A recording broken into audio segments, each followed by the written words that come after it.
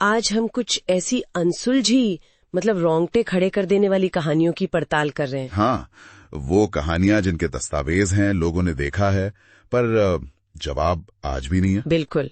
हमारे पास ये जो सोर्स है, रूह कंपाने वाली अनसुलझी रहस्य कहानियां, हम कोशिश करेंगे कि इसमें से सबसे दिलचस्प, सबसे सोचने वाली बातें निकालें। हाँ, ये वो मामले हैं जो हमारे लॉजिक को, हमारी समझ को चैलेंज करते हैं। तो कहाँ से शुरू करें? प्रेतवादित जहाज, शापित किला, मौतें? चलिए जहाज से शुरू करते हैं। एसएस औरंग मैदान, 1947 की बात है। हाँ, वो मलक्का स्ट्रेट वाला मामला, दक्षिण पूर्व एशिया में काफी बिजी रूट है वो। जी, तो वहां इस डच जहाज से एक भयानक मैसेज आया। क्या था मैसेज में, कुछ याद है? हाँ, मतलब दहला देने वाला। सारे अफसर, कैप्टन भी, चार्ट रूम, ब्रिज, सब मरे पड़े हैं, शायद पूरा क्रू मर गया है। ओह, और इसके बाद? बस एक आखिरी लाइन, मैं मरता हूँ। रोंगटे खड़े हो गए सुन के। फिर क्या हुआ? बचाओ दल पहुंचा होगा। हाँ, पहुंचा। और जो उन्होंने देखा वो और भी भयानक था। क्या देखा? पूरा क्रू सच में मरा हुआ था। उनके चेहरों पर भयानक डर, जैसे कुछ बहुत खौफनाक देखा हो। आंखें खुली की खुली। लेकिन मौत का कारण? कोई चोट, कुछ तो होगा। यही तो रहस्य है। चोट का एक निशान नहीं, कोई वजह समझ नहीं आई। और फिर जहाज का क्या हुआ? अरे वही तो सबसे अजीब बात है।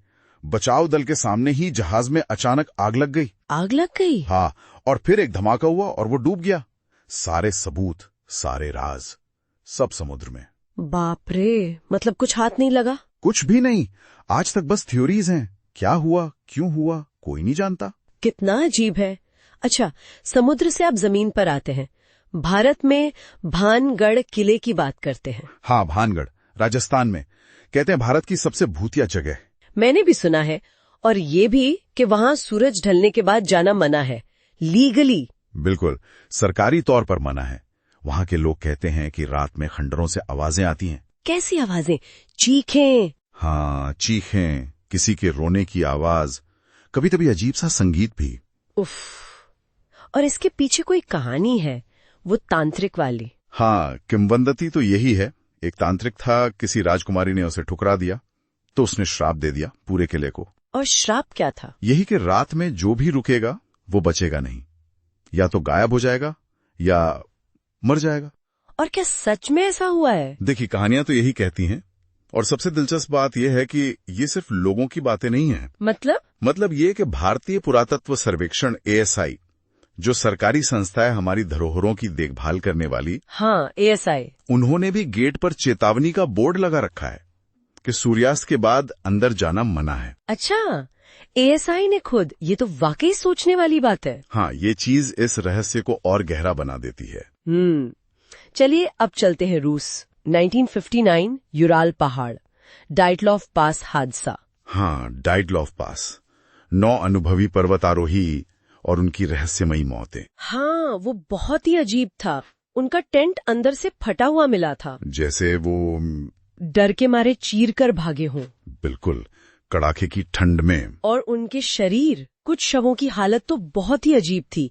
आंखें नहीं थीं, जीभ गायब थी। हाँ, और हड्डियां चकनाचूर थीं, जबकि बाहर से कोई बड़ी चोट के निशानी नहीं थे। ये कैसे हो सकता है, बिना बाहरी चोट के हड्डियां टूटना? यही तो सवाल है। और ऊपर से वो लोग बर्फीली ठंड में बिना पूरे कपड़ों के, बिना जूतों के पाए गए। और वो रेडिएशन वाली बात? हाँ, वो भी एक पहेली है।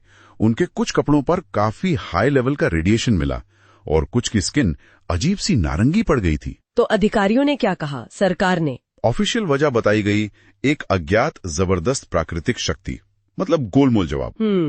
प्राकृतिक शक्ति। लेकिन असल में क्या था? एलियंस, कोई सीक्रेट मिलिट्री टेस्ट, या कुछ और ही अलौकिक? कोई नहीं जानता।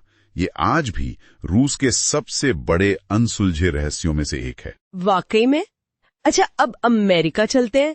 टेनेसी, बेलविच, ये घटना थोड़ी पुरानी है ना? जी हाँ, 1817 से 1821 के बीच बेल परिवार, उन्हें एक अनदेखी शक्ति ने सालों तक परेशान किया। अनदेखी शक्ति मतलब भूत कह सकते हैं।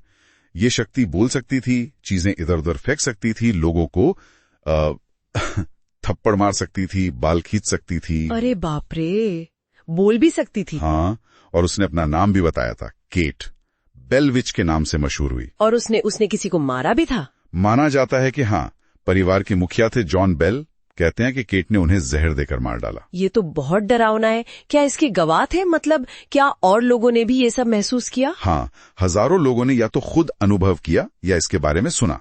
यहाँ तक कि एंड्रू जैक्सन, जो बाद में अमेरिका के राष्ट्रपति बने, हाँ, उन्होंने क्या कहा? कहा जाता है कि उन्होंने कहा था, मैं पूरी ब्रिटिश फौज का सामना कर लूंगा, पर बेलविच का नहीं। सोचिए, इतने सारे गवाह, इतनी चर्चा, फिर भी ये आज तक पहेली क्यों है?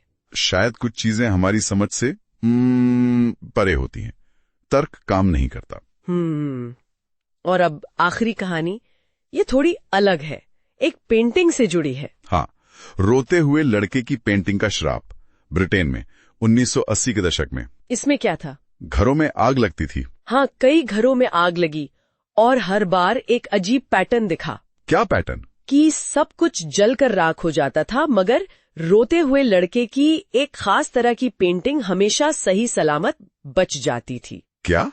हमेशा आग में? हाँ, हमेशा। चाहे घर कितना भी बुरी तरह जला हो, वो पेंटिंग वैसी की वैसी मिलती थी। ये तो बहुत ही अजीब है। इतना अजीब कि फायर फाइटर्स तक मानने लगे थे कि पेंटिंग मनहूस है या शायद शापित। और फिर लोगों ने क्या किया? अखबारों में खबरें छपी। लोगों को कहा गया कि इन पेंटिंग से छुटकारा पा लें, जला दें। लेकिन ये पता चला कि ये पेंटिंग बनाई किसने थी या ये आग से क्यों जुड़ गई, आज तक नहीं पता। न ये पता कि आर्टिस्ट कौन था, न ये कि पेंटिंग आग को क्यों खींचती थी, पर खुद कभी जलती नहीं थी। क्या ये मास हिस्टेरिया था, सिर्फ संयोग, या कुछ और? कौन जाने। एक और अनसुलझा रहस्य। तो ये सब कहानियां सुनकर क्या लगता है? यही कि हमारी दुनिया में हमारी समझ से परे अभी भी बहुत कुछ है। बहुत कुछ अनजाना। हाँ, बिल्कुल। ये हमें याद दिलाती हैं कि हर चीज का एक सीधा साधा लॉजिकल जवाब हो जरूरी नहीं। और ये रहस्य, ये हमारी जिज्ञासा को जिंदा रखते हैं। हमें सवाल पूछने पर मजबूर करते हैं। सही बात है। ये हमें सोचने पर मजबूर करते हैं कि जो हम जानते हैं शायद वो पूरा सच नहीं है। बिल्कुल। ये हमें ज्ञात की सीमाओं से परे देखने को उकसाते हैं। तो अपने श्रोताओं के लिए एक सवाल छोड़ जाते हैं क्या? कुछ रहस्य शायद इसीलिए अनसुलझे रहते हैं ताकि वो हमारी कल्पना को चुनौती देते रहें। और हमें हमेशा उस अज्ञात की खोज के लिए प्रेरित करते रहें जो शायद हमारी समझ से परे है। सोचने वाली बात है।